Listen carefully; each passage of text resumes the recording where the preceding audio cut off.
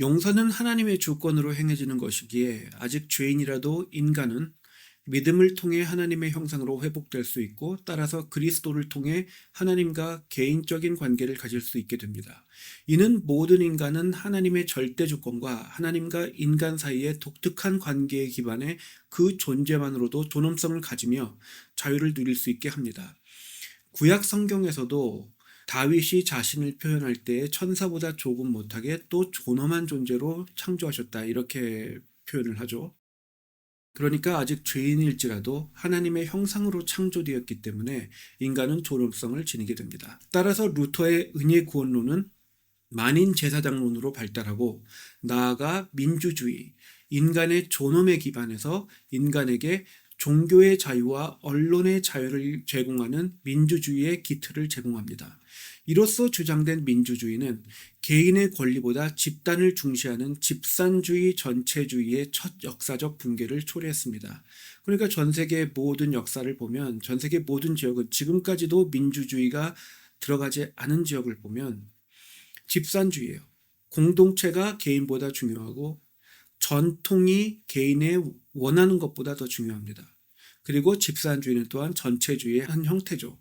집산주의를 추구하다가 그 왕이 들어서게 되면 왕은 그 집단의 가치, 전통을 고수하는 자가 전통을 보호하는 자로 자처되게 됩니다. 예를 들어서 조선시대의 왕은 유교의 수호자였죠. 종묘사직을 지킨다 뭐 그런 거. 뭐 마찬가지로 다른 민족들을 정복하는 강한 우상을 섬긴다 이런 것이 전통이 되었던 민족의 경우에는 그 민족이 장악하게 되면 황제 숭배를 추구했습니다. 그 민족의 왕은 황제가 되는 거예요. 강함을 추구하니까. 이런 식으로 집산주의와 민족주의, 공동체주의, 전체주의 이것들이 다 연결이 되어 있습니다.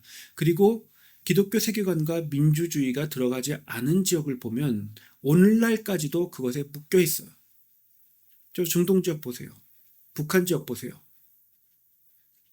그렇기 때문에 이 종교개혁은 인류 역사에서 집산주의 전체주의 체계의 첫 역사적 붕괴를 초래한 커다란 사건으로 봐야 합니다. 그러니까 초대교회 시대에도 당연히 그런 일이 벌어졌지만 기독교가 국교화가 되면서 그때는 황제 숭배가 무너진 것이 아니라 로마 가톨릭 교회 시리즈에서 말씀드린 것처럼 황제 숭배가 교회 안으로 들어와서 내부적으로 되려 잡아먹는 결과가 초래됐죠. 그런데 오늘날에 와서 사람들이 타락하는 건 어쩔 수 없지만 종교개혁에 의해서는 독일 문화권과 영어 문화권이 교황청의 압제로부터 완전히 독립을 해버렸어요. 해방되었어요. 그렇기 때문에 역사적 첫 집산주의 전체주의의 붕괴를 초래한 사건으로 간주해야 합니다.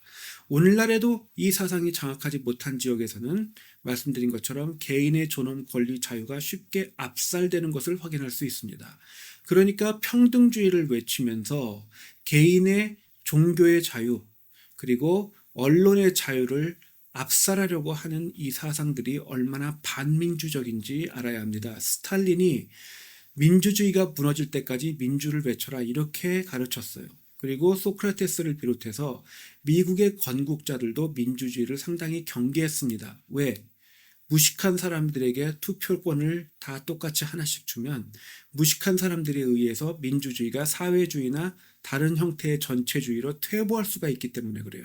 그리고 그들이 우려했던 현실이 오늘날 발생하고 있는 것으로 말할 수 있습니다.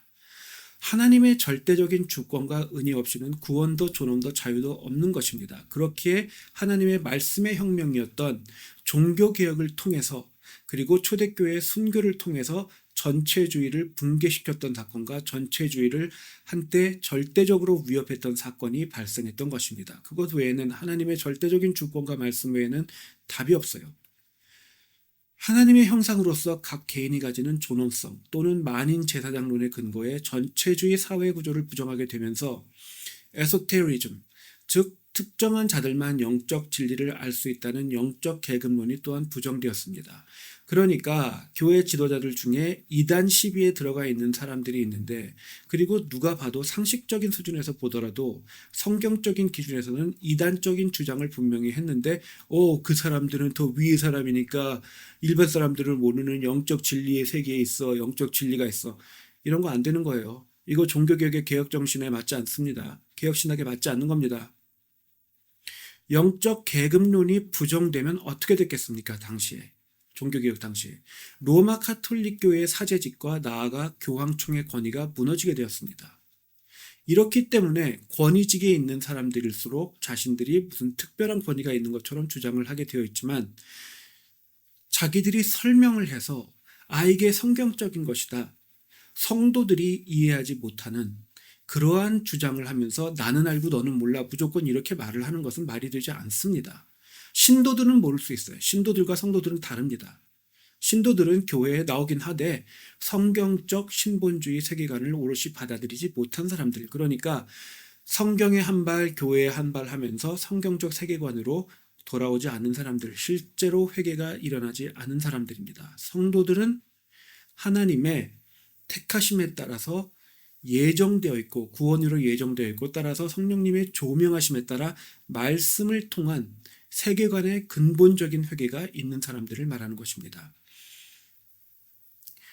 루터의 두 왕국 이론에서 알 수 있듯이 루터는 인간과 인간의 미래에 대해서 낙관적이지 않았습니다.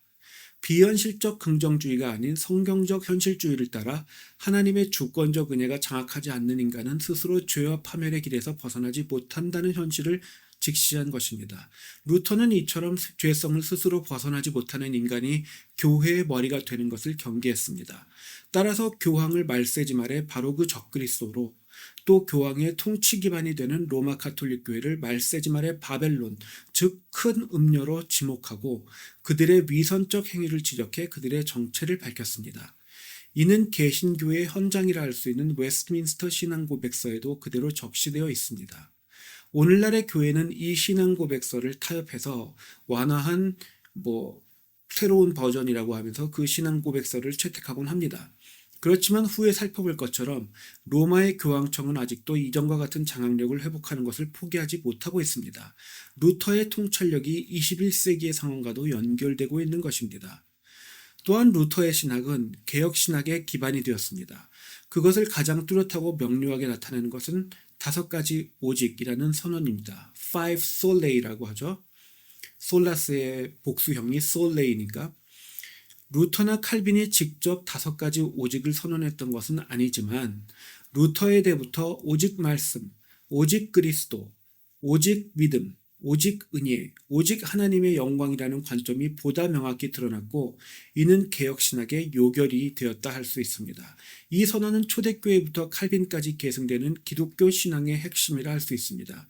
예를 들어 아타나시우스의 기독론에 근거해 루터가 오직 그리스도를 믿는 믿음을 통해 오직 하나님의 은혜로 받는 구원을 말할 수 있었고 원시 종교 개혁가들로부터 루터가 계승했던 오직 말씀의 번역 정신을 통해 예배가 부흥되어 오직 하나님께 모든 영광을 올려드리게 되었던 것입니다.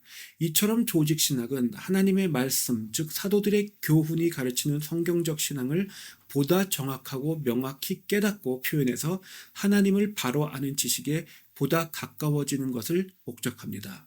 무슨 신학자가 이렇게 말했네, 무슨 신학자가 이렇게 말했네, 이런 것들을 논하면서 성경은 별로 인용도 안 하고 이거 조직신학이 아니라 이런 건 스콜라주의예요. 종교개혁은 스콜라주의도 배격했습니다. 이전의 시리즈에서 말씀드렸던 것처럼 로마 카톨릭 교회의 신학은 다원적입니다.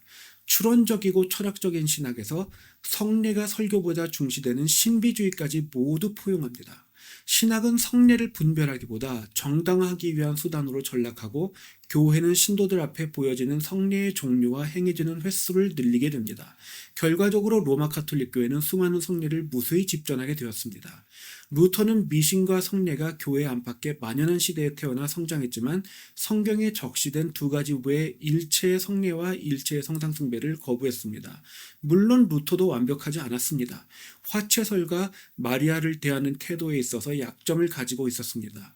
그러나 이러한 오류는 칼빈에 대해서 바로잡혀 개혁신학이 정립되었습니다. 그러니까 루터의 시대가 어떤 시대냐?